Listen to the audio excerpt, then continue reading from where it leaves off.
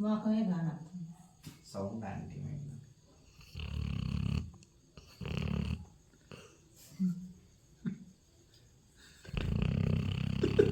ఇంకా పెద్దగా పెట్టదు.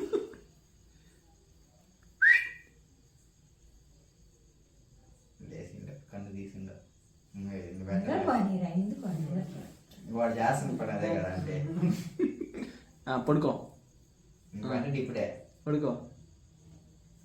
ఫోన్ చూస్తానే ఉన్నాయో జాగ్రత్త చేసి ఏదో చేస్తాం అనుకుంటున్నాడు.